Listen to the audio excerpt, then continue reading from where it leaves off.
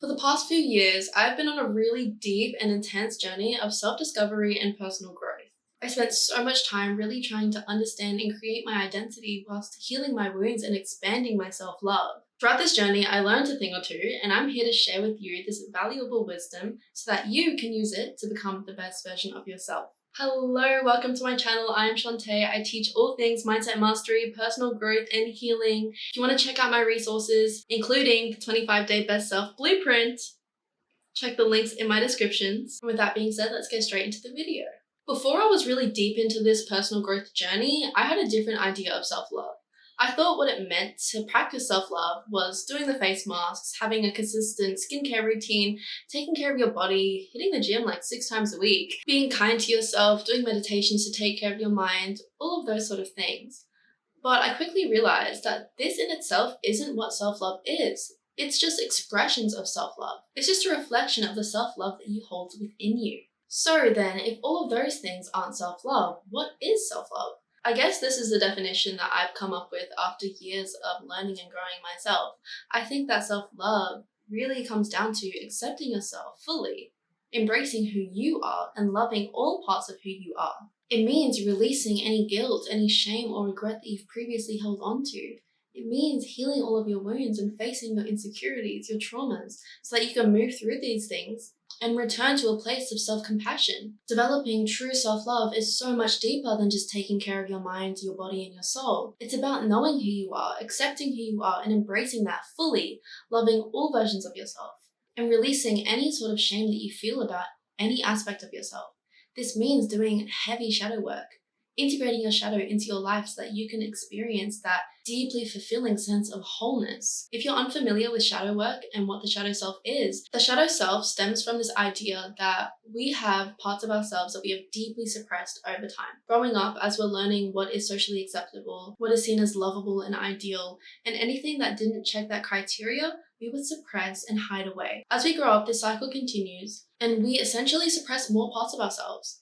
We find parts of ourselves that we dislike, parts of ourselves that we judge, parts of ourselves that we feel guilty about, and we just push it all down and ignore it. All of that is what creates a shadow self. And everybody has one. It's deep within us. And it's our shadow self that causes our insecurities. This is where our insecurities stem from. This is where our judgment of ourselves and our others stem from. It all comes from your shadow. So to have that true deep self-love, you need to do the deep inner work that requires you to confront that shadow with love. To be able to look at all of your fears, your insecurities, and give them love. To say to yourself, it's okay that you feel this way. It's okay that you are like this. I accept you and I love you. It doesn't matter what other people say about you because I love you and I'm giving you that love. You need to be courageous enough to actually look within you and face those things. Most people shy away from this because it's uncomfortable. Of course, it brings up a lot of uncomfortable emotions that they would just rather not deal with.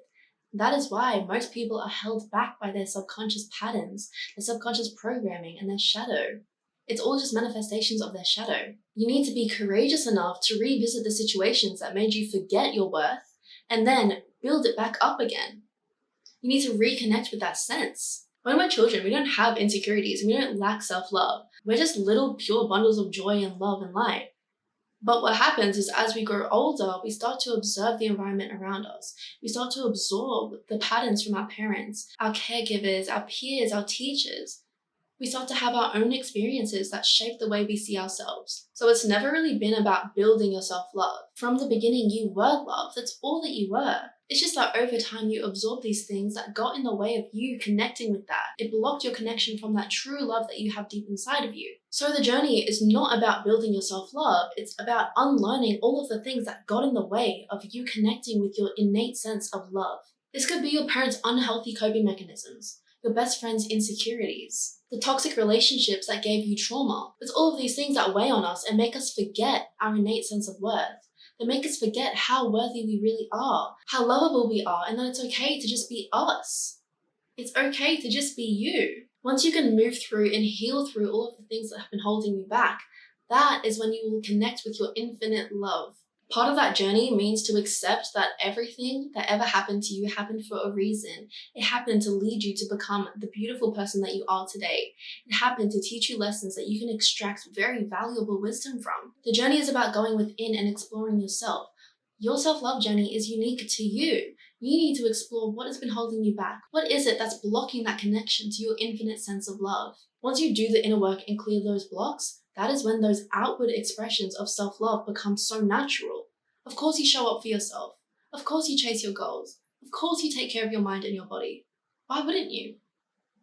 There's nothing blocking that connection that you have to yourself anymore. You start to value yourself so much more. You've healed past all of those limiting beliefs that told you you're not worthy, you're not good enough. All those voices of that toxic ex, that unloving parent, that mean friend, those voices are no longer lingering in your mind telling you that you don't deserve the good things, that you don't deserve to live a life that you absolutely love, because you do. Until you heal all of the things that made you feel like you didn't deserve that, you will always struggle to feel self-love and to connect with that. Because you might participate in acts of self-love, but do you feel a deep sense of self-love in your heart? Do you accept yourself for exactly who you are without judgment? Do you feel safe within yourself to express who you are and own your authenticity? Do you feel free from all of your limits and all of the trauma that was holding you back? That is what it means to truly love yourself. When you can do the deep inner work and get that right. So yes, doing all of the things to take care of your mind and your body are amazing. They are steps towards self-love. But if you want to experience true, deep, genuine self-love, self-acceptance, self-compassion, all of the things, you need to heal through the things that were holding you back. You need to heal from all the things that made you feel like you didn't deserve that self-love, like you didn't have that self-love. Because all that you are, your true, deep essence is love. When you remove all of those things, you are love. You always have been love. You just need to remember and reconnect. It's not about building and creating this sense of self-love. It's about reconnecting with that which you already were. I hope that makes sense and that was really valuable to you, because this lesson really changed the way that I showed up in my life. When I started to identify what it was that was in the way of me connecting with that deep sense of self-love, throwing away all of the words, the limiting beliefs, the fears, the insecurities that other people had instilled in me, I was able to step into my most authentic self, my most comfortable self, feeling safe to just be me. That in itself actually healed my anxiety. Literally. I don't really feel anxiety anymore. But it takes that deep inner work to get there. So I have some homework for you. I want you to reflect on your life, take 5 minutes, and just think about one area that you've been judging yourself. Once you identify that, I want you to write down why it's okay to embrace it, why you shouldn't judge yourself for that. In fact, how can you show love to that part of yourself?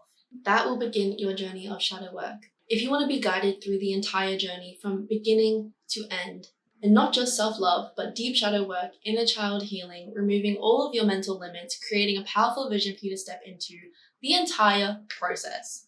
If you want to be guided through that, check out the link in my description, the 25-day Best Self Blueprint. I will walk you through everything you need to know in just 25 days. We will go through a powerful, transformative journey together. And if you enjoyed this video, please like it, subscribe. I would love to have you here and be part of my community. Sending you so much love as always. If you want more content from me, check the links in my description for my Instagram and my TikTok. I'm going to start pumping out way more content on there soon, so stay tuned. And with all of that being said, I will see you in the next video. Mwah!